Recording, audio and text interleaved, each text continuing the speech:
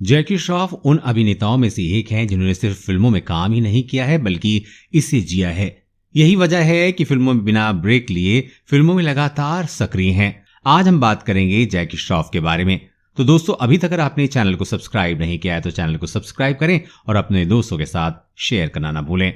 अगर किसी में कुछ करने का जज्बा है और हुनर हो तो भला उसे कौन रोक सकता है। आज हम आपको जिस शख्स के बारे में बताने जा रहे हैं वो कभी मुंबई की गलियों में दादागिरी किया करता था। अपने जीवन की गाड़ी चलाने के लिए उसने ट्रक ड्राइविंग भी की, लेकिन जब मौका मिला उसे तो भुनाने का तो वो मायानगरी का चमकता सितारा बन गया। हम बात कर रहे हैं बॉलीवुड के बीड़ू जैकी श्रॉफ की। एक बार की बात है जब देवानंद साहब साल 1982 में अपनी फिल्म स्वामी दादा की शूटिंग मुंबई की एक लोकल कॉलोनी में कर रहे थे। शूटिंग देखने के लिए काफी भीड़ जमा थी। इसी भीड़ में वहां एक लोकल गुंडा भी खड़ा था जिसका हुलिया बाकी लोगों से कुछ अलग था। जब देवानंद साहब की नजर उस पर पड़ी तो देवानंद साहब ने उसे बुलाया और छोटा सा रोल करने के लिए कहा।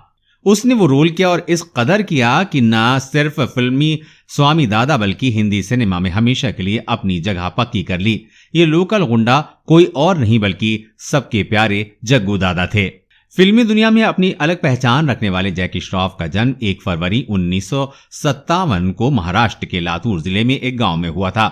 इनका पूरा नाम है जयकिशन काकू भाई श्रॉफ। जैकी का परिवार मुंबई की मालाबार में 3 पत्ती एरिया में रहता था। घर की आर्थिक स्थिति अच्छी ना होने के कारण जैकी श्रॉफ पढ़ लिख नहीं पाए। जैकी के बड़े भाई चौल के असली दादा भी थे। वो कभी भी किसी की भी मदद करने के लिए पीछे नहीं हटते थे। लेकिन समय का चक्र ऐसा पलटा कि हमेशा गरीबों की मदद करने वाला ये भाई किसी को बचाने के लिए समुद्र में कूद गया, जबकि उसे तैरना भी नहीं आता था, जिसे बाद में उसने अपनी जान गंवा दी। भाई की मौत के बाद जैकी ने अपने भाई की जगह ले ली और बस्ती में भलाई का काम करने लगे। इस तरह जैकी जग्गू दादा बन गए। वैसे तो आज जैकी ने बहुत सी फिल्मों में बेहतरीन किरदार निभाए, लेकिन क्या आप जानते हैं कि उन्हें कुकिंग का भी काफी शौक है। यहां तक कि जैकी श्रॉफ शेफ बनना चाहते थे। वो कहते हैं ना कि जो होता है अच्छे के लिए होता है। ऐसा ही कुछ हुआ जैकी श्रॉफ के साथ। डिग्री ना होने के कारण वो शेफ तो नहीं बन पाए और जैकी श्रॉफ ने एयर इंडिया में फ्लाइट अटेंडेंट का काम किया, लेकिन उनकी कम शिक्षा इसमें भी बाधा बन गई। पर फिल्मी दुनिया में जो कामयाबी उन्हें मिली उसकी शायद कभी किसी ने कल्पना भी नहीं की होगी। जैकी के पिता ज्योतिष थे और जैकी के बचपन में ही उन्होंने जैकी के लिए ये भविष्यवाणी की थी कि वो एक दिन बहुत बड़े आदमी बनेंगे। भाग ने पलटा खाया और एक बार जब जैकी बस स्टॉप पर बस का इंतजार कर रहे थे तब एक आदमी ने उन्हें मॉडलिंग का ऑफर दिया। परिवार की तंगी थी और उसमें पैसे भी अच्छे मिल रहे थे, तो जैकी ने हामी भर दी और इस तरह जैकी को सितारा बनने की शुरुआत हो गई।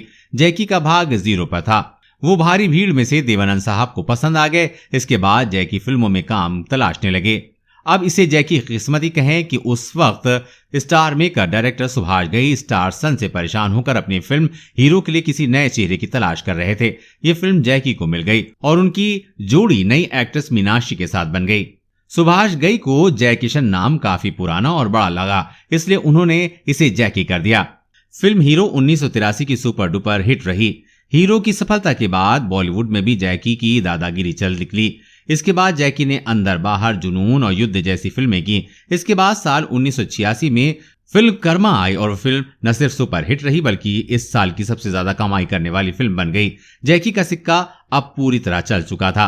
आगे के सालों में फिल्म खलनायक, राम लखन, तेरी मेहरबानियां, गर्दिश जैसी फिल्मों में जैकी ने मायानगरी में धूम मचा दी। अब आलम यह था कि निर्देशक स्टार कास्ट को छोड़कर जैकी को साइन करने लगे। फिल्म किंग, अंकर और अल्लाह रखा वो फिल्में थीं जिसमें निर्देशक की ओरिजिनल पसंद अमिताभ बच्चन थे, लेकिन बाद में ये फिल्में जैकी श्रॉफ के खाते में आईं। कई सालों का समय बीतने के बाद अब समय था जैकी की प्रतिभा का सम्मान मिलने का। साल 1989 में आई फिल्म परिंदा ने जैकी को करियर में एक नई ऊंचाई दी। जैकी को इस फिल्म के लिए बेस्ट एक्टर का फिल्म फेयर अवार्ड दिया गया। इसके बाद साल 1994 में आई फिल्म 1942 लव स्टोरी और 1995 में आई राम गोपाल वर्मा की फिल्म रंगीला के लिए जैकी को बेस्ट सपोर्टिंग एक्टर की फिल्म फेयर अवार्ड दिया गया। जैकी बॉलीवुड के उन अभिनेताओं में से एक हैं जिन्होंने सिर्फ फिल्मों में काम ही नहीं किया बल्कि इसे जिया है। यही वजह है कि ये फिल्में बिना ब्रेक लिए फिल्मों में लगातार सक्रिय रहे। बीते कुछ सालों में जैकी ने हैप्पी न्यू ईयर, धूम 3, ब्रदर्स, पलटन और रॉ और मायावान जैसी फिल्में भी की हैं। इसके बाद साल 1919 में उन्होंने हॉटस्टार पर क्रिमिनल जस्टिस वेब सीरीज में जबरदस्त रोल में नजर आए थे।